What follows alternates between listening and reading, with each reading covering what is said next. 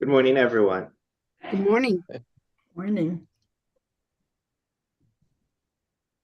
Good morning, Dr. Wood, and thank you very much for joining us. We are excited to hear what you have to say today.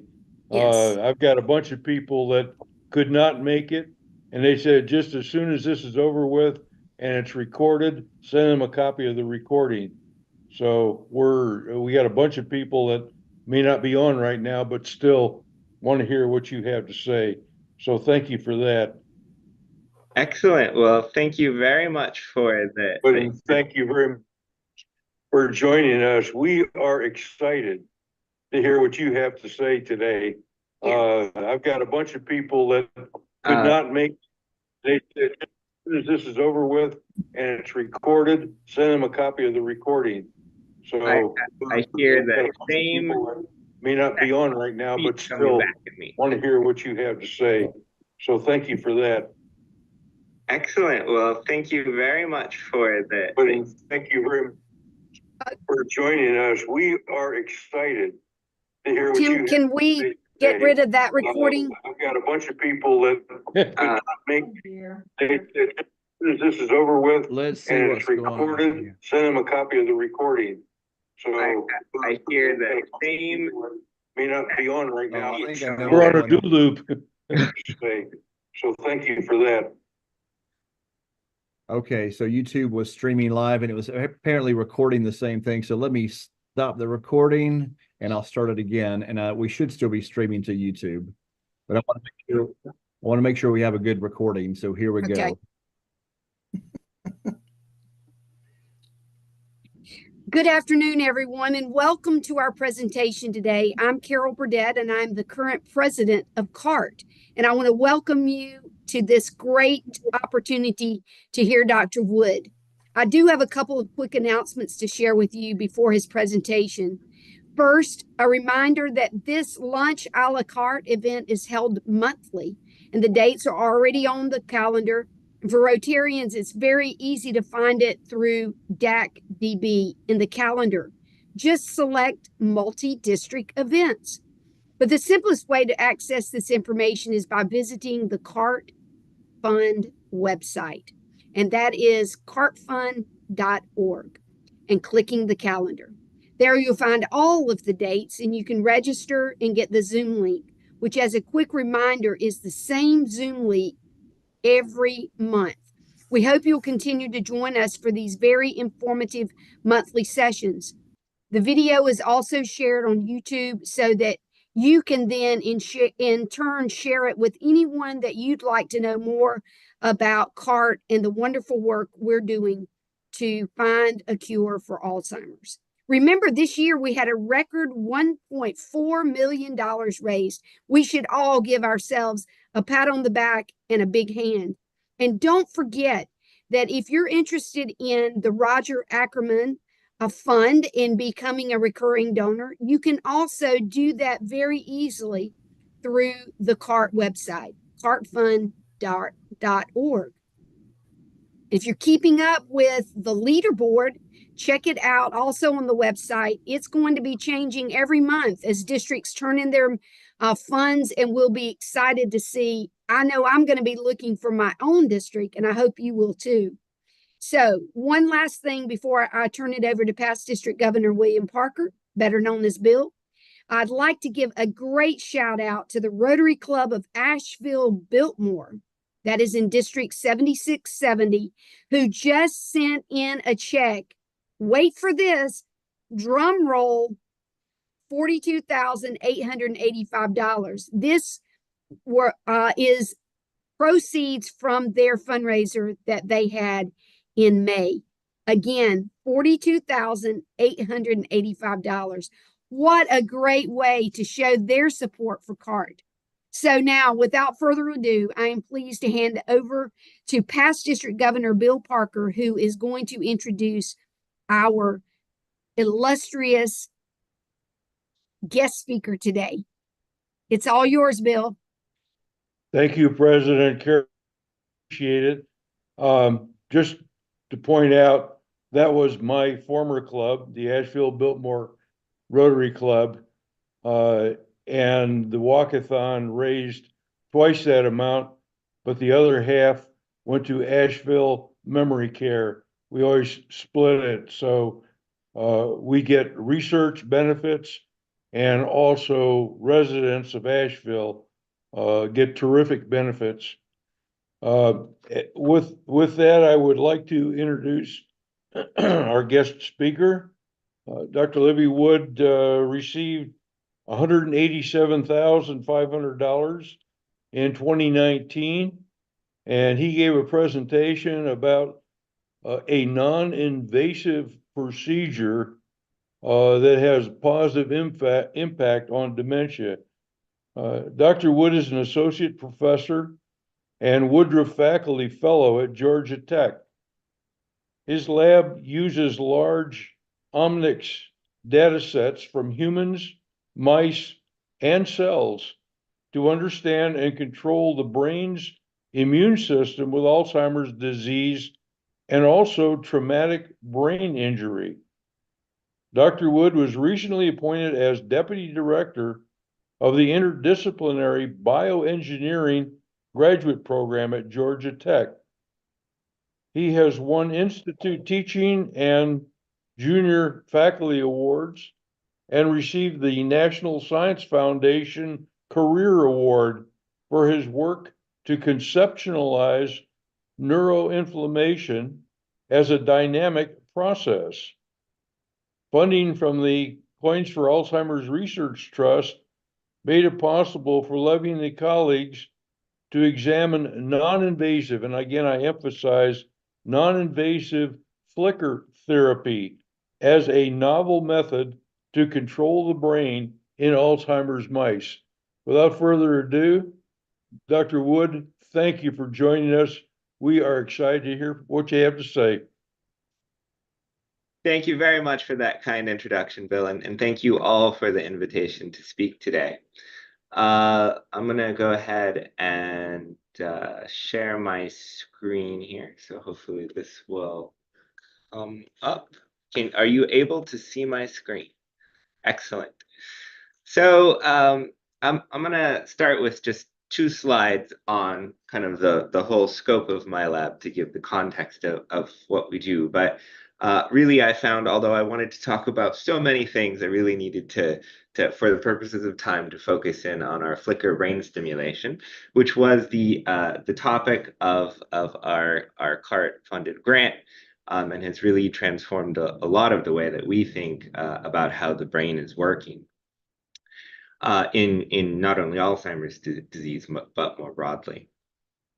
So let's see. Yeah. So just a shout out to my research team, which makes this work possible, especially Sarah Batarafon, which is the student who's really synthesized all of our data and converted a bunches of pieces of disparate data into an understanding of what's happening in the brain.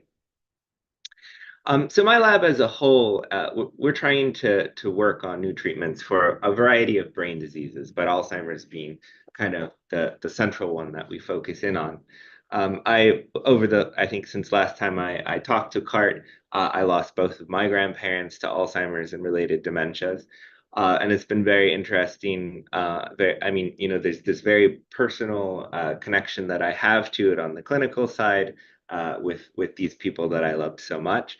And at the same time, it was so strange for me as a researcher to, as I could see them deteriorate, have no understanding that could intervene in the process. And this is something that I think about all the time. And so one of the ways that I try to come closer to the human clinical condition is continued analysis of these large transcriptomic data sets, and now more recently proteomic data sets from human Alzheimer's patients. And some of the work that we've done here enabled us to identify the contributions of individual cell types from human brains, which turned out to be very important for this work. In this work, the brain, the ways that it goes wrong are so shared between Alzheimer's and other diseases. So we work on childhood disorders such as mucolipidosis type 4 as well, that have very shared immune-related pathways. As Bill mentioned, we are an engineering lab in addition to a biology lab, and so we think of the brain's immune system as this temporal process that we can computationally model and maybe develop an autopilot for, much like you would an airplane. What I'll be talking about today is how this work that we did through this project to map out how lights and sounds can affect the brain's both immune processes and neuronal and synaptic processes. We also work on the role of the blood vessels and vascular leakage in Alzheimer's disease, and then finally on traumatic brain injury, which I'll comment on just a little bit more at the end. But just at the kind of high level of what is Alzheimer's disease, I'm sure this group knows very well, but just to provide the right context for what we're trying to do, the healthy brain, a postmortem healthy brain in about a 90-year-old subject looks like this. But in an Alzheimer's brain, not only is there considerable atrophy of the brain, but you get these gross kind of sticky amyloid beta, A beta plaques that build up in the brain. And these are believed to be toxic, promoting neurons to die and loss of function. At the same time, there are also problems going on inside the neurons, where that some of the proteins that are required for them to extend their long processes, they start to stick together. And then when they stick together, the neuron starts to disintegrate. So collectively, this loss of neurons is causing the Alzheimer's brain to atrophy. So you're very much losing mass of the brain in an Alzheimer's patient compared to a healthy patient on the left.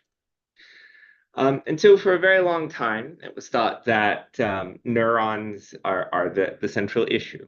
And this is because they're dying, because they're so central to function. You know, it's that computation that enables you to remember things. But at the same time, neurons live with these other cell types in the brain. So these are microglia and astrocytes, or the immune cells. These immune cells should be active to clear out the plaques that are driving, at least in part, driving disease.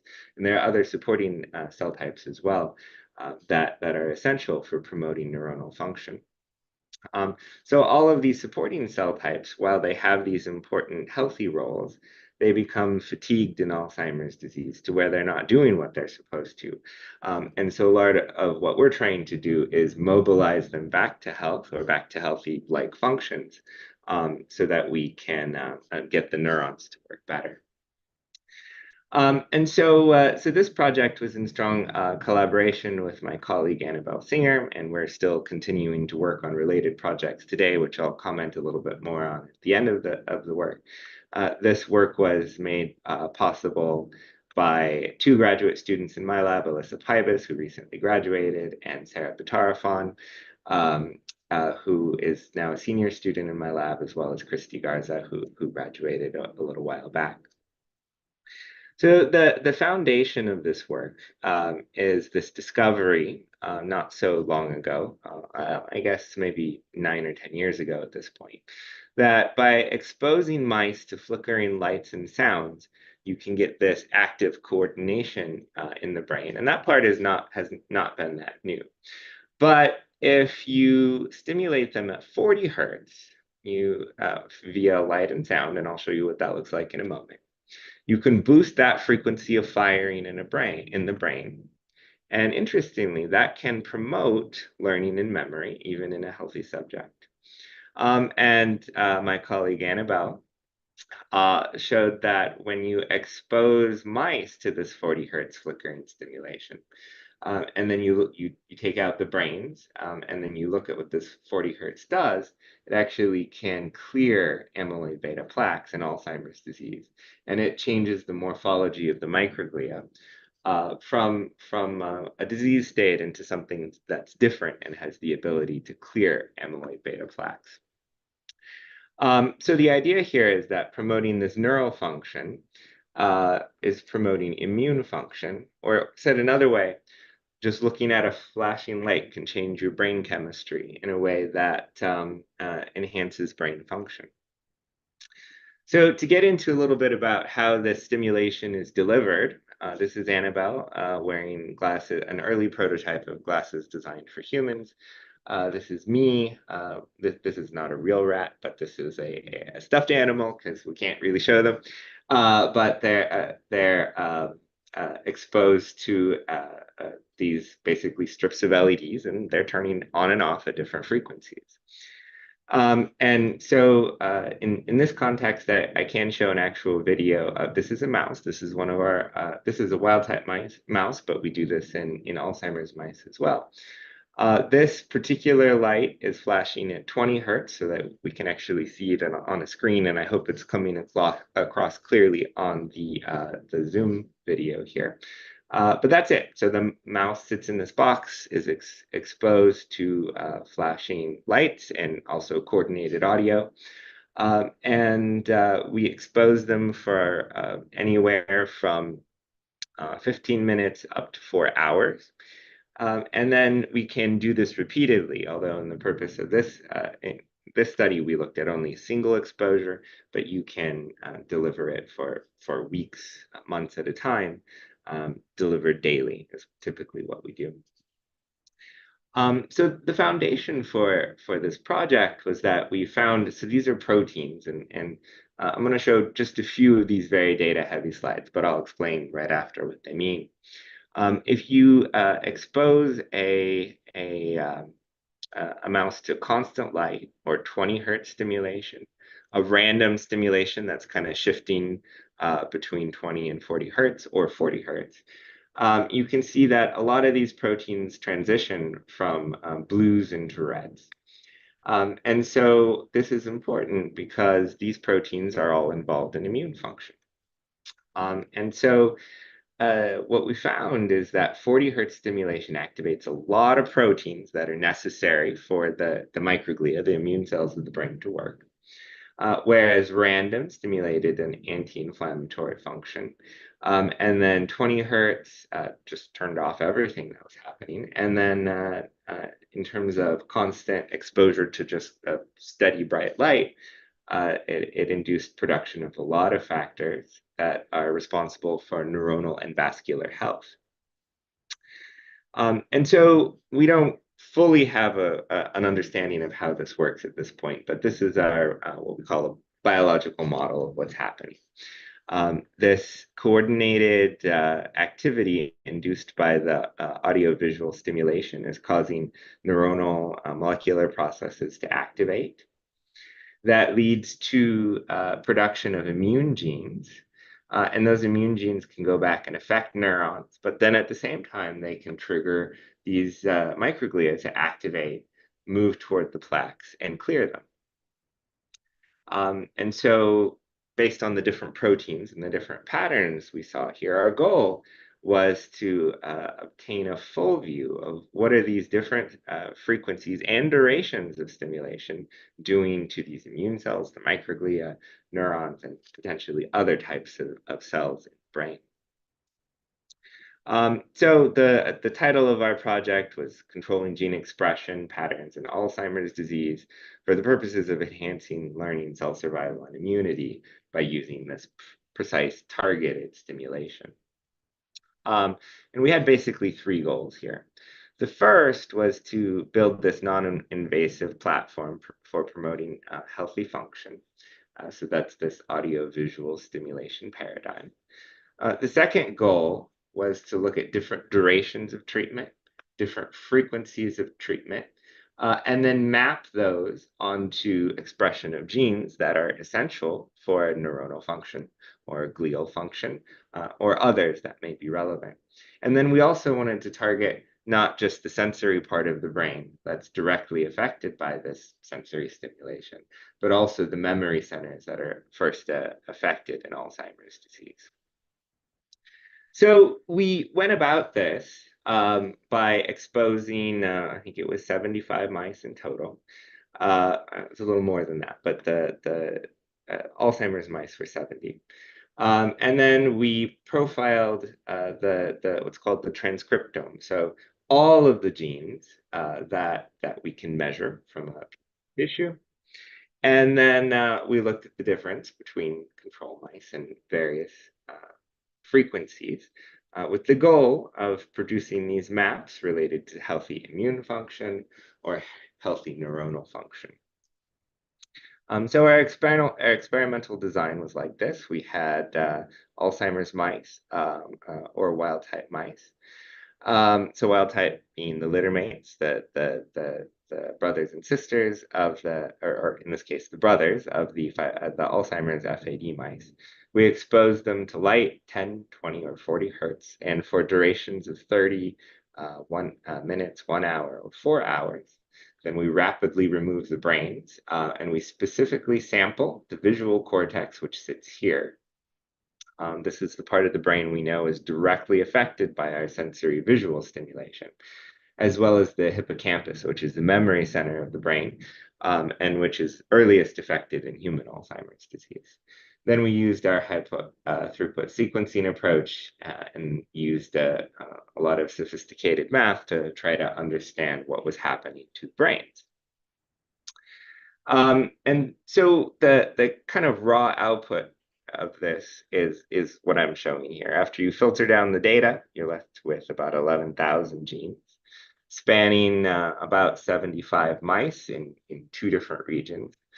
And you kind of stare at this for a while and become overwhelmed because there's really a lot here, a lot of different conditions that we were looking at.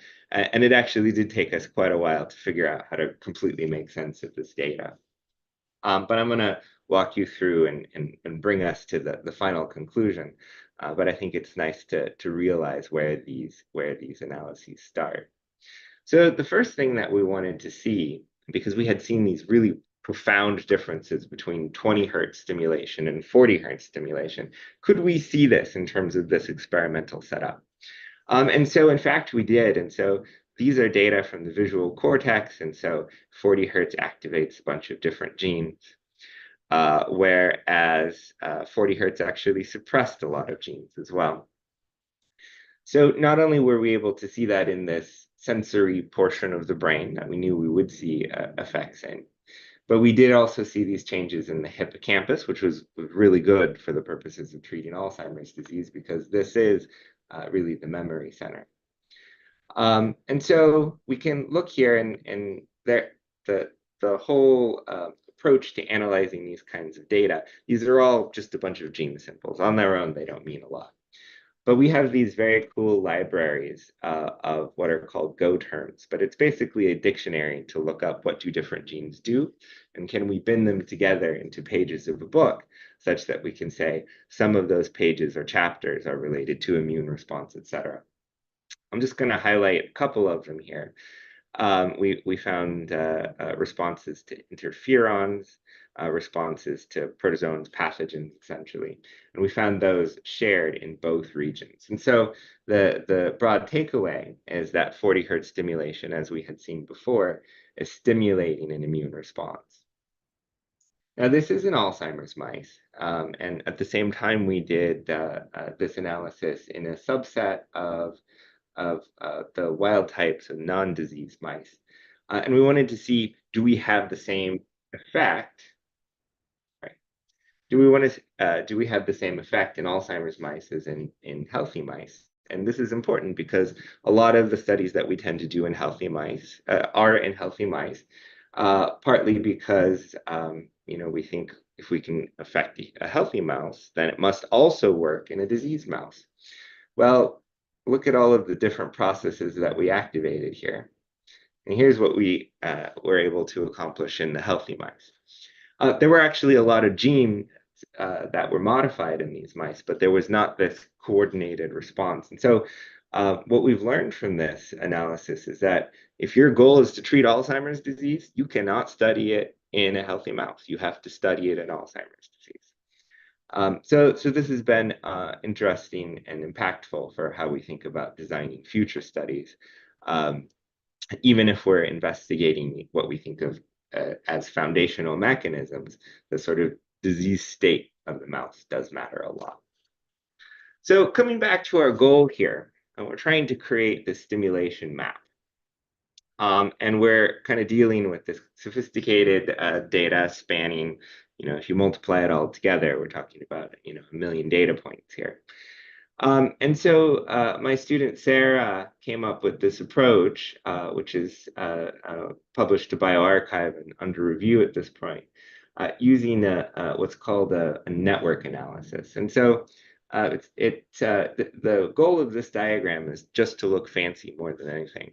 But let me explain what it does. It's a data mining method for identifying correlations between genes that are important within a tissue.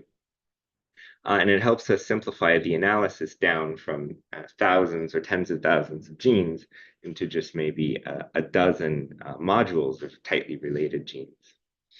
And then we have this approach that we've developed for annotating the cell type specificity of genes within each of these modules. And so we can conclude, are we affecting neurons? Are we affecting glia?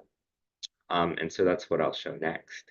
So this is just one example of the kinds of data that we draw from this. And so these are Alzheimer's mice. This is the visual cortex we're analyzing here.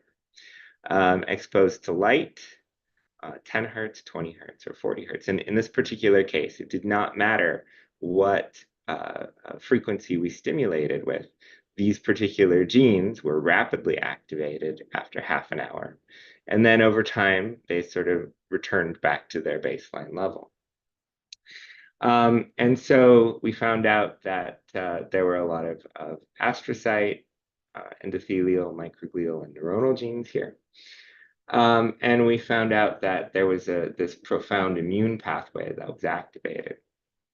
And so we actually have different patterns like this for these groups of genes that are neuronally related, microglial related, and then spanning both the visual cortex and the hippocampus as well.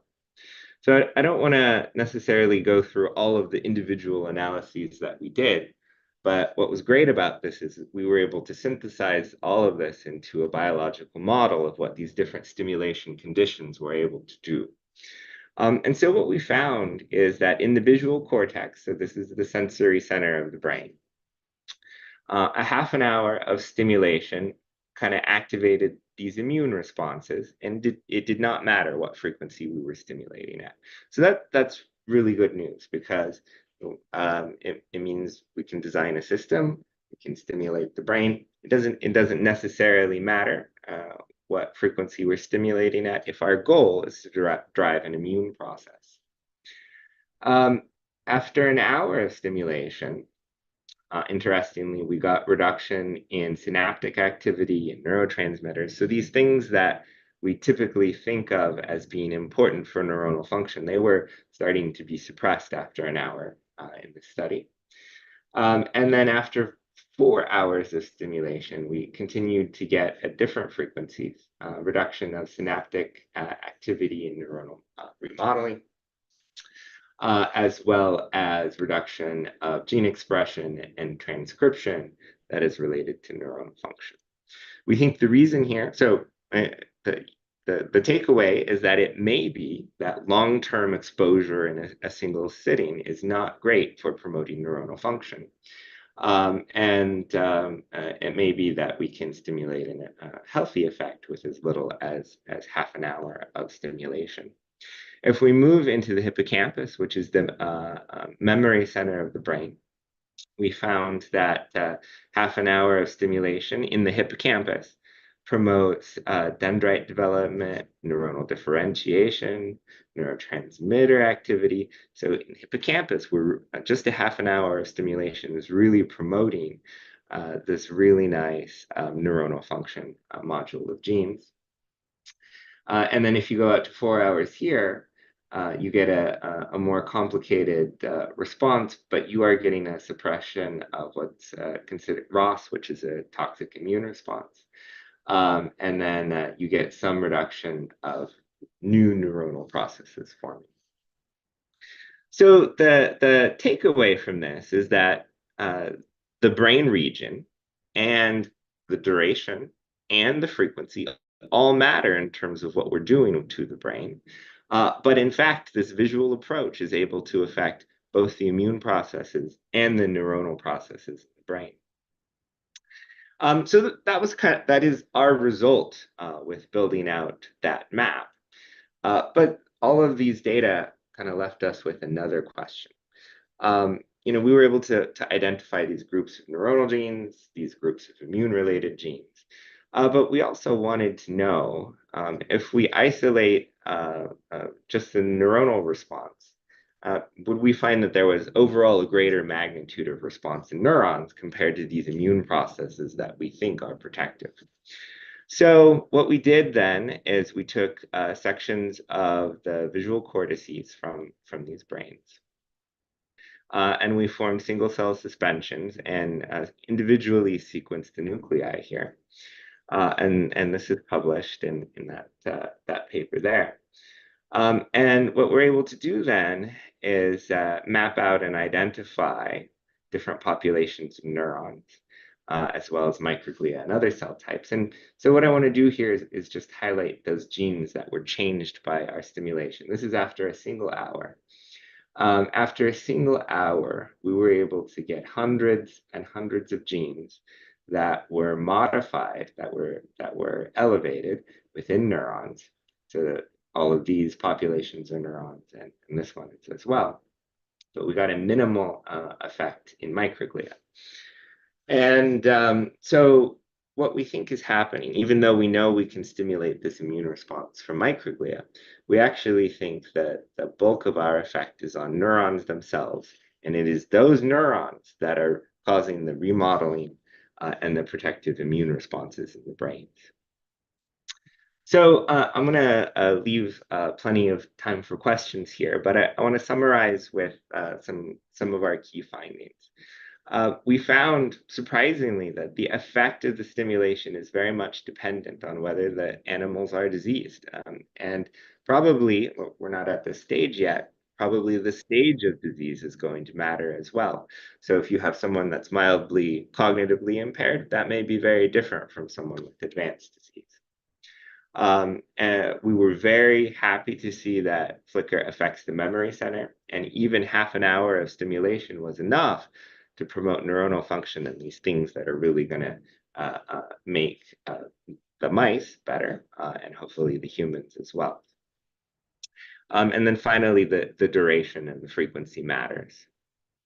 In terms of our ongoing work, we, just because of resources available, this particular study was all in males.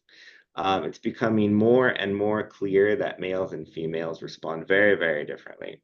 And so our ongoing studies have both groups, and in fact, we see that the frequency that they're nominally responsive to is different between males and females. Annabelle's lab and my lab are separately in collaboration looking at how flicker is effective for risk factors for Alzheimer's disease. So these include things like stress, and then we're moving into traumatic brain injuries, which are risk factors for Alzheimer's. And then more recently, we're trying to more mechanistically understand how is it that neurons can stimulate an immune response, because up until recently, it was thought that immune cells did immune things and neurons do their neuron computational things. But now we're understanding that they better connect with one another. And so the last thing that a lot of people ask me about with this work is, when is it going into humans? And so the answer is now. So Cognito Therapeutics is a company that has been looking at moving this into humans for probably a decade now. So they do have clinical trials underway, and including this pivotal HOPE study.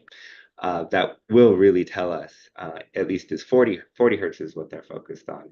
Is 40 hertz going to be effective in humans? And so we don't know exactly just yet, but the plan is to take the work in, not only that direction with 40 hertz, but hopefully, if these other frequencies end up mattering, we can evaluate those as well. We did some analysis in a small clinical study. So this consisted only of 10 patients or so. And so this is cerebral spinal fluid analysis, and we looked at a lot of these immune proteins. And what we can see is that after 8 weeks of treatment for an hour a day, there was a very profound modulation. I mean, this is a small sample set, so I can't guarantee how well this is going to hold up, but we're definitely affecting what's showing up in the cerebral spinal fluid. So we think there's an effect there.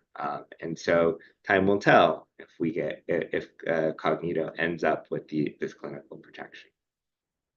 So with that, I had a slide is out of order. I was just going to show my acknowledgement slide. I would be delighted to take your questions.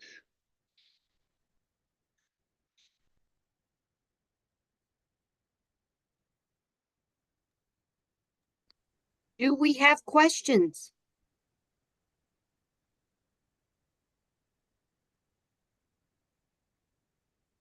Dr. Wood, I've got a question. Thanks. First of all, can we go back to the full screen mode? Can we back out screen What am share? I? Thank you. The question that I get every time I give a presentation of your study is, when can I send somebody with mild cognitive impairment to Georgia as a volunteer? Yeah. So that the recruitment through these studies is very tightly controlled. And so they have, I think, Cognito has 55 sites that are participating in recruitment. And so they have very narrow clinical parameters for that, because, you know, the most important goal at this point is it going to work or not?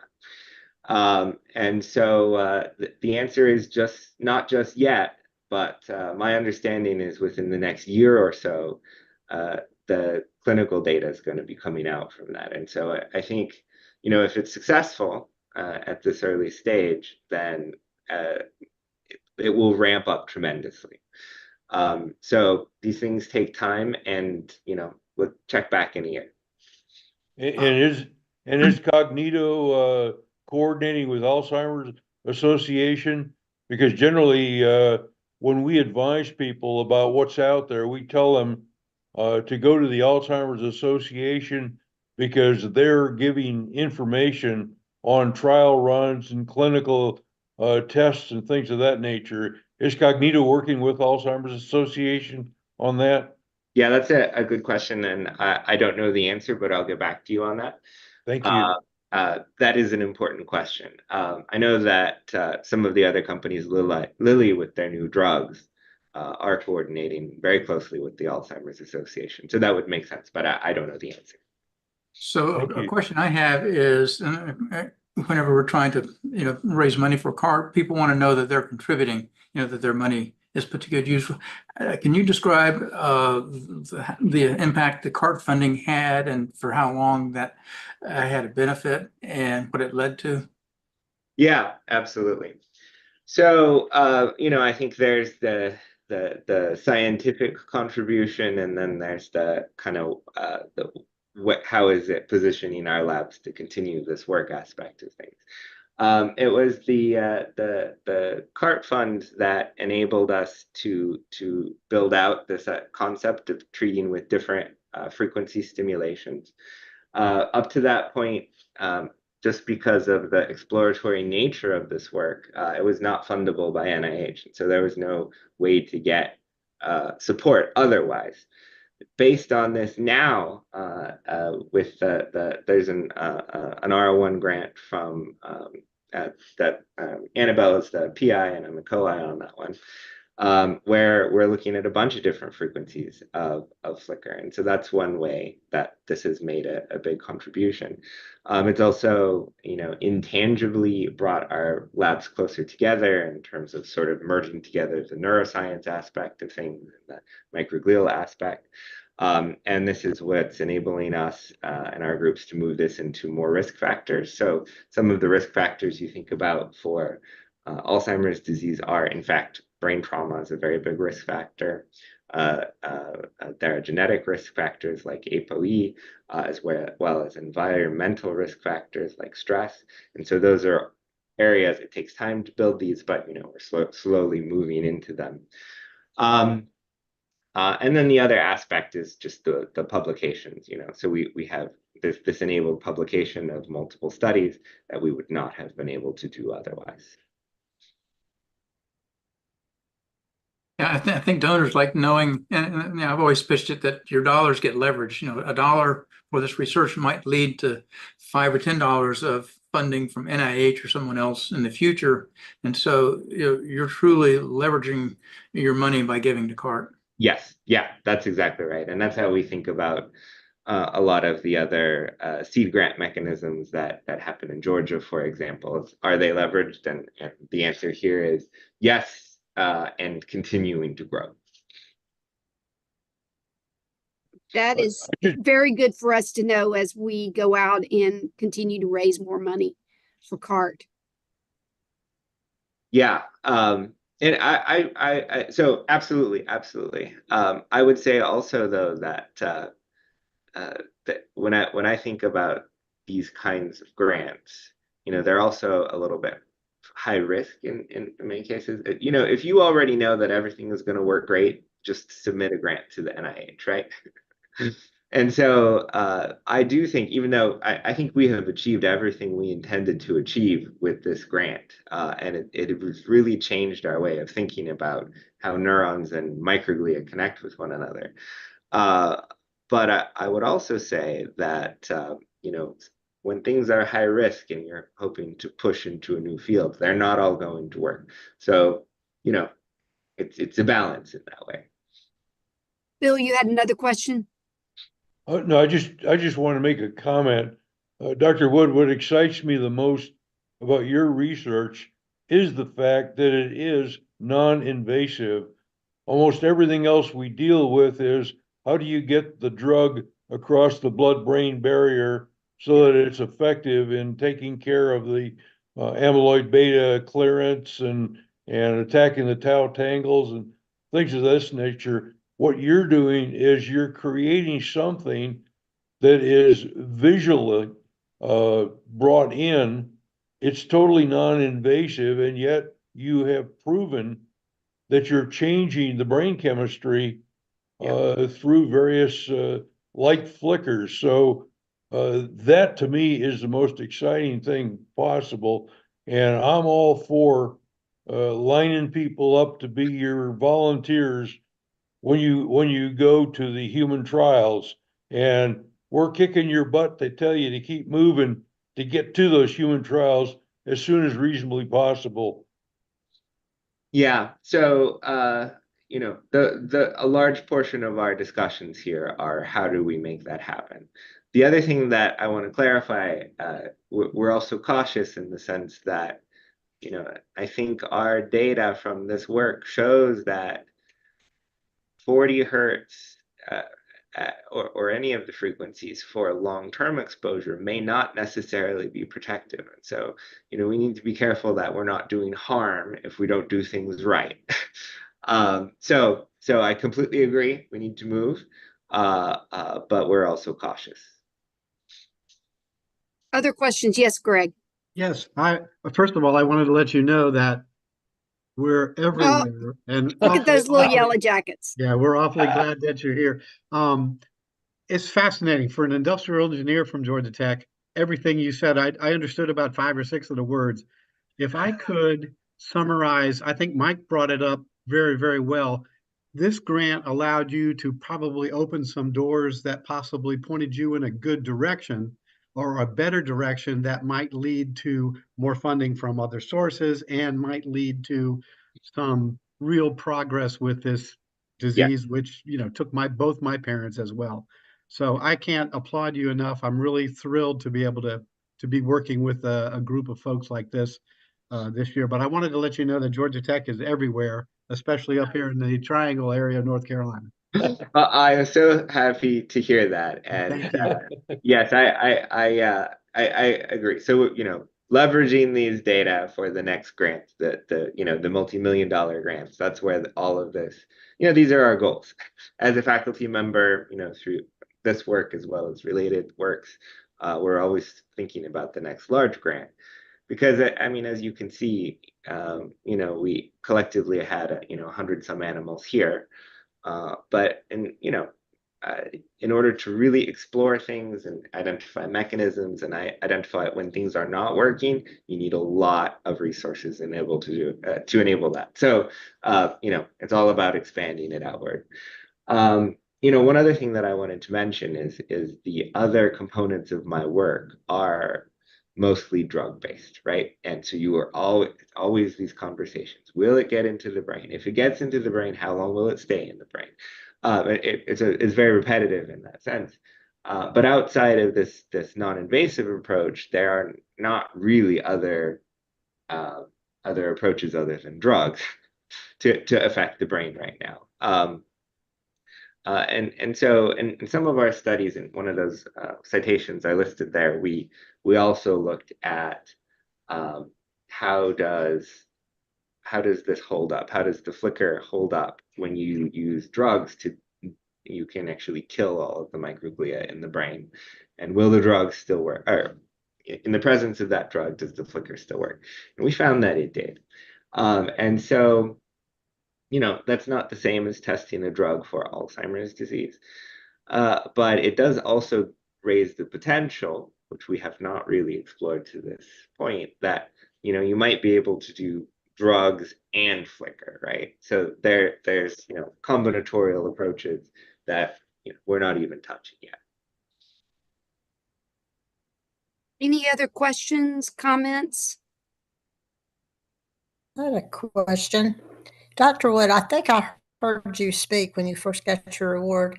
How much do these mice cost? I remember some researcher said this will buy a lot of mice. So you've already talked about the number that are involved in like an experiment. Yeah. So can you give us ideas just how much that component is? For these particular mice, it's actually not the mice that are the expensive part. So we breed these in our colonies, but probably each mouse is around $100 or something like that after you kind of add up all of the costs, maybe $200.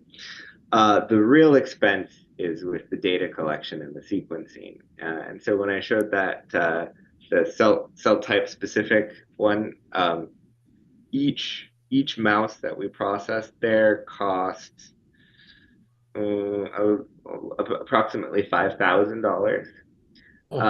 And so I think collectively, I remember the for 12 mice, it was maybe, I don't know, on the order of $40,000.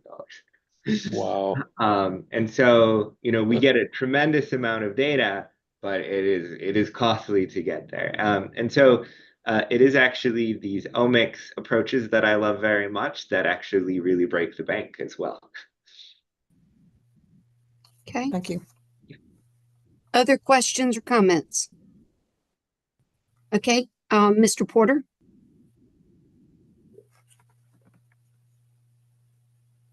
Well, greetings from Wyoming, from the Cowboy State, long way from Georgia Tech, but I think you guys have a football team too. We do. Sometimes they do well. My question, Dr. Wood, that you just raised, I hadn't thought about. I've been participating in these for about a year now, and I've never heard or read, and this may be a question for you and William and Rod or somebody, is when you get to the point to where you're at, what is the collaboration with other people that have received similar grants of sharing information?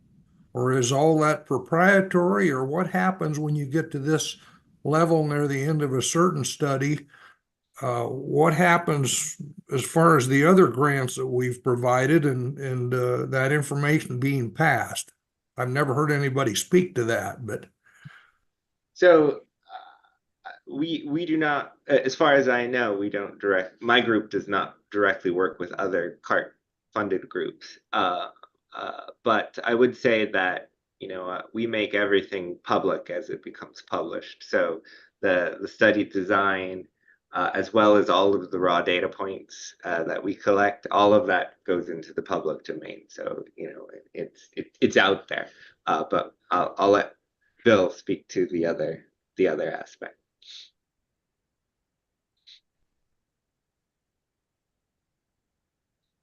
Yeah, I was just going to say that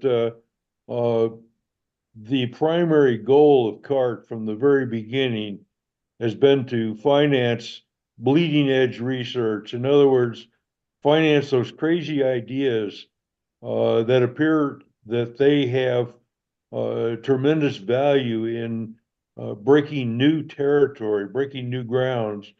And one of the things that I just want to mention is we funded another micromechanical engineer, Dr. Tony Kim, to create an artificial blood-brain barrier on a slide.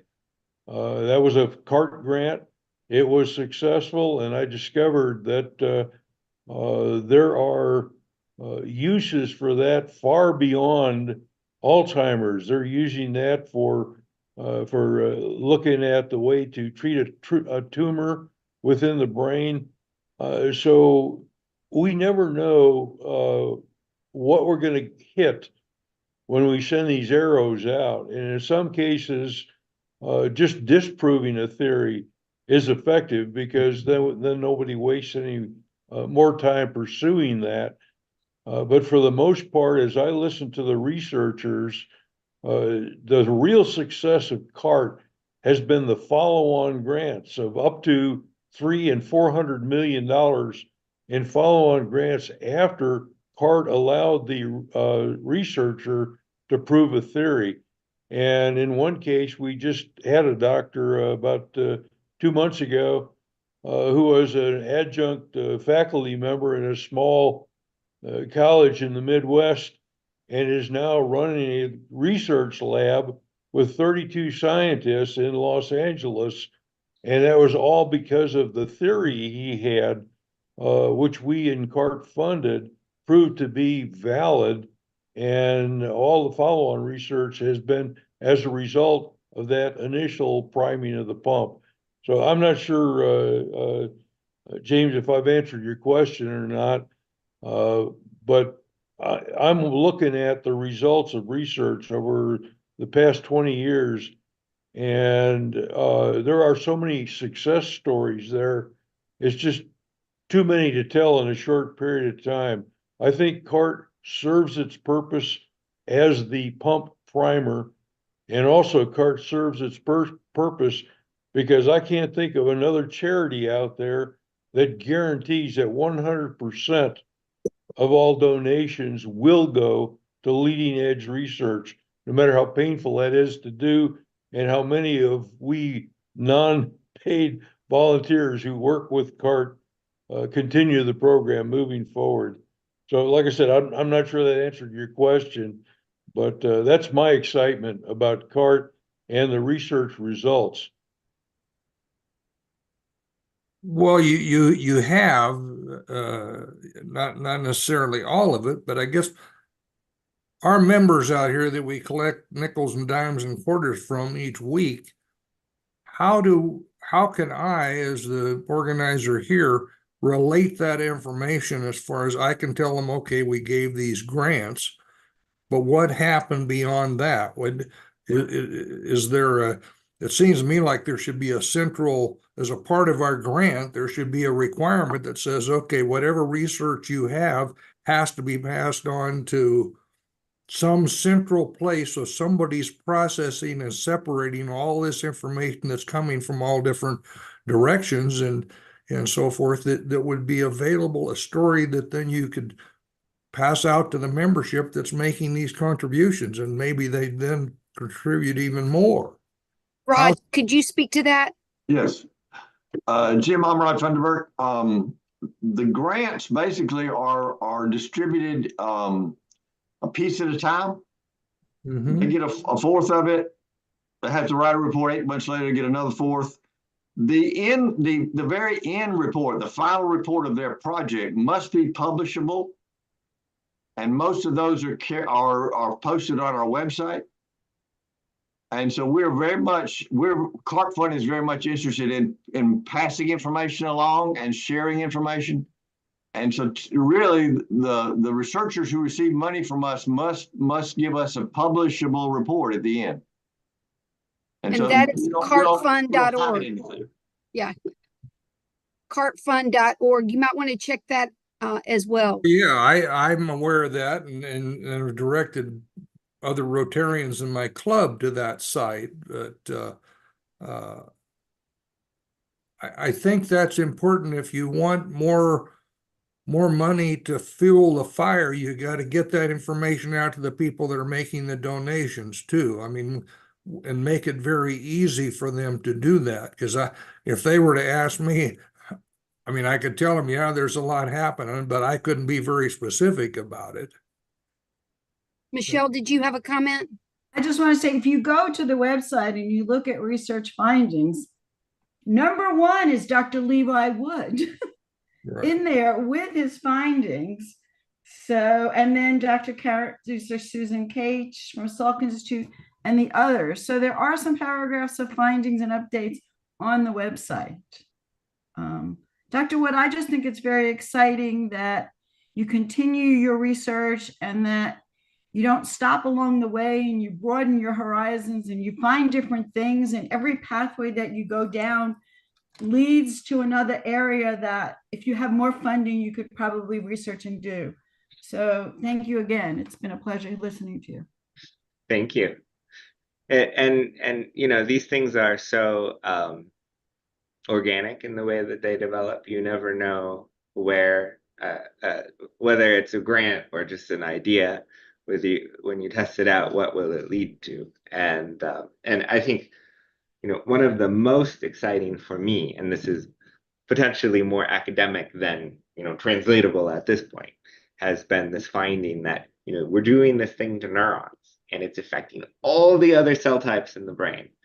And so Annabelle and I just submitted a review article on this as a concept of neurons as the communicators, not just of information, but at the molecular level in the brain. And so this is just a whole new mechanism that we're going after now that came from this work. So it is very impactful for what we're doing, and we hope that it will be impactful in terms of curing this disease. So as we come up on the end of the hour, I think it's really important for us to thank Dr. Wood for being with us today and all the work that he's doing. We are so excited about what these results can be, and we are all know someone that has been affected by Alzheimer's, and findings a way to help is absolutely imperative. And that goes for all of you joining us today. Thank you not only for being with us today, but all that you do to continue to promote the work of CART. And we appreciate it. And I'm sure that we'll look forward to seeing you this time next month. Thank you. Thank you. Thank you. Thanks, Dr. Wood. Great to meet you all. Bye-bye.